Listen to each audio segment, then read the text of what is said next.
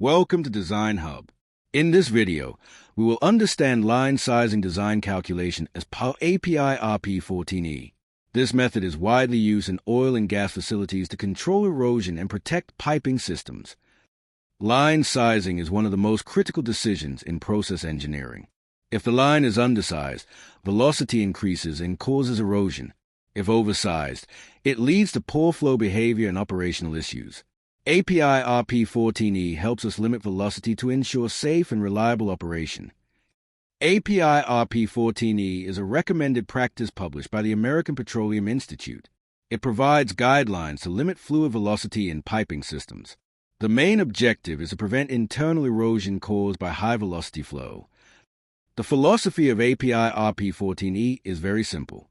The actual velocity inside the pipe must always be less than the allowable erosional velocity. If this condition is satisfied, the line is considered safe from erosion. API RP14E defines erosional velocity using this equation. The allowable velocity depends on two parameters, the C factor and the mixture density.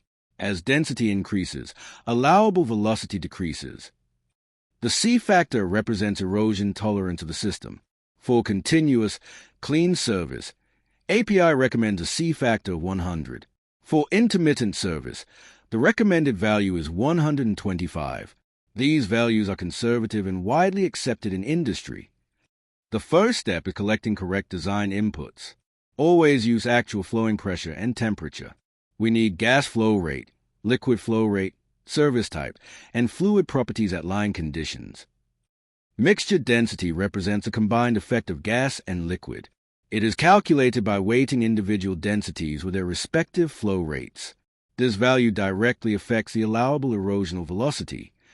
Once mixture density is known, we calculate erosional velocity using the API formula. This gives us the maximum velocity allowed to prevent erosion. Next, we select a trial pipe size. Using the internal diameter, we calculate the cross-sectional area of the pipe. Line sizing is always based on internal diameter, not nominal size. Now we calculate actual mixture velocity in the pipe.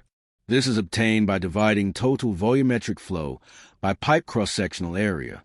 This value represents real flow conditions inside the pipe. We now compare actual velocity with erosional velocity. If actual velocity is less than or equal to erosional velocity, the line size is acceptable. If not, the pipe size must be increased.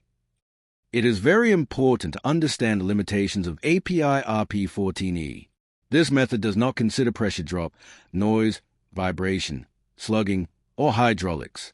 It should only be used as an erosion screening tool. Best engineering practice is to combine standards with experience. Use API RP14E to control erosion. Use hydraulic calculations for pressure drop. And always apply engineering judgment. API RP14E is commonly used for flow lines, separator inlet lines, gas headers, and well test piping.